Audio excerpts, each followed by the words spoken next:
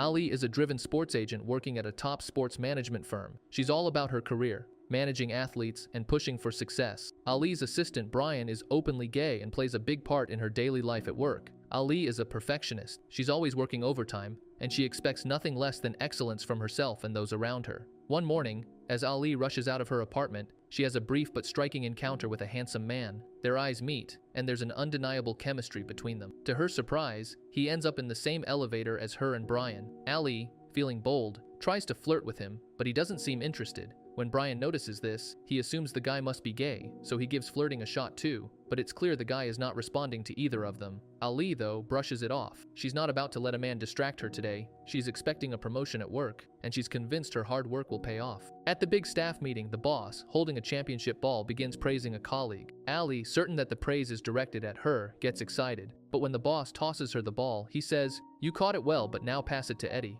The room erupts in laughter, and Ali's heart sinks. She was so sure she was about to be recognized for all her effort. But instead, Eddie gets the promotion. Later, Ali confronts her boss, frustrated and angry. She argues that she works harder than anyone else and that women like her are overlooked in favor of men. She believes the company has a bias against women rising to the top. The boss, however, explains that while Ali is fantastic at her job, most of their clients are male athletes, and her inability to connect with them holds her back. He points to Eddie's recent success in signing a major athlete, Jamal Berry, which is why Eddie got the promotion. Ali is crushed, but vows to prove herself by signing Jamal Berry, showing everyone she's just as capable as any man in the company. To cool off, Ali visits her father, a retired boxing trainer, seeking advice. She vents about the unfairness of it all. Her father, a man of few words but plenty of wisdom, tells her to stop talking and start showing her worth. "Go sign Jamal Berry and shut them all up," he tells her. Ali, though still angry, takes his words to heart. That night, Ali goes to a bar with her dad to unwind. There, she spots a handsome bartender named Will.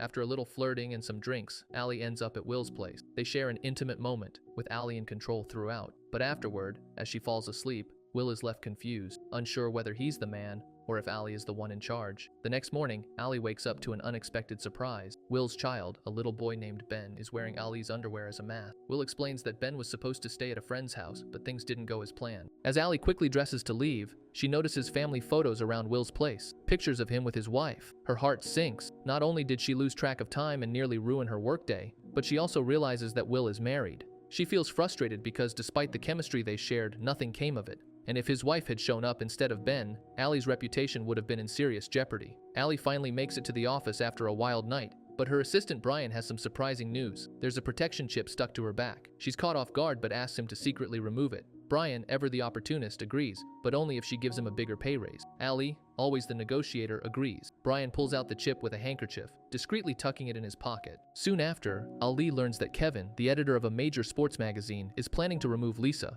one of Ali's star clients, from the cover page. Kevin wants to replace her with Jamal, a rising NBA star with a massive social media following. Jamal's dad is also his manager, which makes Ali think that signing Jamal could be her big break. She plans to have both Lisa and Jamal share the cover, but Lisa is furious. She's a seasoned champion with multiple gold medals, and she doesn't think Jamal, a newcomer, should take her spot. Ali agrees that Lisa deserves the center position on the cover, but Jamal's dad isn't happy and pulls Jamal out of the deal. Ali is left frustrated but determined to prove herself. Later that night, Ali heads to her friend Mary's bachelorette party. Mary is about to get married, and Ali's other friends, Kira and Olivia, are already hitched. Olivia, who's very religious, has hired a psychic to read the future of the newlyweds. Ali, skeptical of psychics, decides to test the woman herself. The psychic immediately starts pulling tarot cards and reveals that Ali is facing struggles at work, largely because she doesn't get along with male colleagues. Ali, thinking her friends must have spilled the beans, is shocked when the psychic also knows about her affair with Will. The psychic then offers her an herbal tea to help her, claiming it'll aid her with her personal struggles. Ali hesitates, but the psychic insists. When Ali takes a sip, she immediately feels nauseous, the tea tasting awful, but the psychic convinces her to drink it all. As Ali struggles with the tea, her friends leave,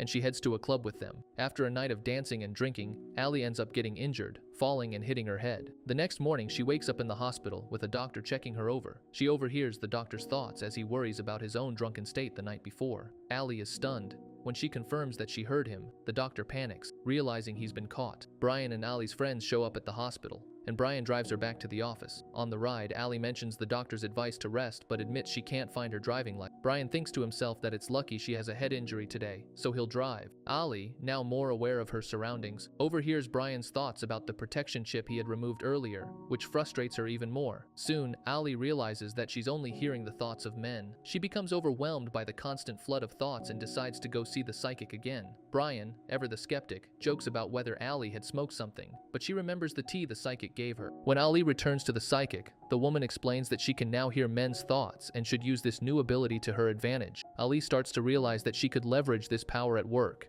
She uses her newfound insight to gain an edge over her boss Kevin, listening in on his thoughts about Jamal. Later, at a poker night at her boss's house, Ali uses her power to win over Jamal's dad. By overhearing his thoughts during the game, she secures a win and gets Jamal's dad on her side. That night, Ali runs into her handsome neighbor in the elevator. Using her power, she senses that he likes her but is too shy to make a move. So, she takes the initiative, kisses him, and they end up at his apartment. However, nothing progresses beyond that. They're both just not in the right mood. Ali walks into the office one day and notices Will has come to meet her, bringing his son Ben along. Seeing the opportunity, Ali smiles and says, "I'm a family woman too. Look, my family's here to meet me." She introduces Will and Ben to the people in the office, acting as though they're a real part of her life. This gesture helps gain Jamal's dad's trust, who has been skeptical of Ali. Later, after Will and Ben leave, Ben pulls Ali aside. "That night you left your driving license at our place," he says. "I found it and wanted to return it. Also, I need to talk to you. You yelled at my dad, but ever since my mom passed away, he's been really lonely.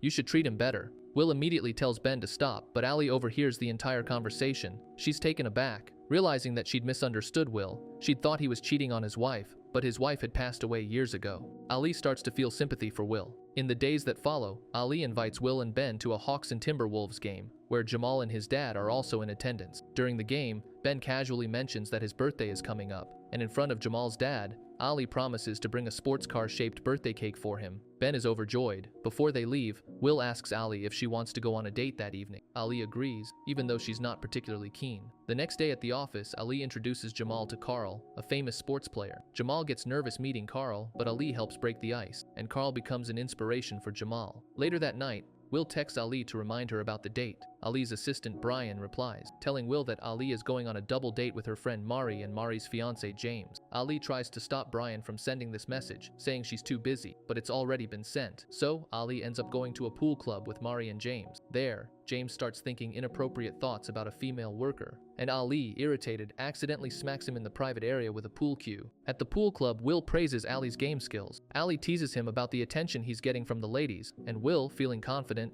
thinks he doesn't need to worry about any other women. Ali realizes that Will genuinely likes her, which shifts her feelings toward him. Later, Will invites her over again, and once more, Ali takes control of the situation in a way that makes Will wonder why they can't just make love instead of always being so aggressive. Ali overhears this thought, and it makes their time together more meaningful. The next day, Ali introduces Will and Ben to her dad. Ali's dad, initially unimpressed by Will's lack of a stable job, considers cutting him out of Ali's life. But Ali convinces her father that Will is a good person, and he eventually warms up to the idea. Meanwhile, Ali's new ability to hear men's thoughts helps her play matchmaker. She overhears that a guy named Danny in the office has a crush on Brian, and she helps them get together. Things seem to be going well, but trouble brews when Jamal's dad announces in the media that he's considering sending Jamal to China for better financial opportunity. Ali's boss panics, as securing Jamal's signing is critical for the company, and starts blaming Ali for the situation. When Will arrives at the office, Ali's boss angrily confronts him about the family act they'd tried to put on for Jamal's dad. Will, feeling hurt, asks, "Is that what you think? That everything I did was just a show?" Ali tries to explain, but Will breaks up with her, leaving her heartbroken and professionally humiliated. She feels rejected on all fronts, so she confides in Saki, saying her superpower has only caused chaos in her life. Saki responds wisely, "With great power comes great responsibility. You haven't been handling it well." Ali realizes she needs to take responsibility for her actions. At Mari and James's wedding, Ali's superpower becomes overwhelming, as she overhears the inappropriate thoughts of every man, including James, who's fantasizing about cheating. Ali calls him out in front of everyone. James denies it, but Mary's cousin Gabby admits that James tried to deceive her too. In a fit of rage, Mary slaps James and the wedding spirals into chaos. Things only escalate when Ali confronts her friend Kira,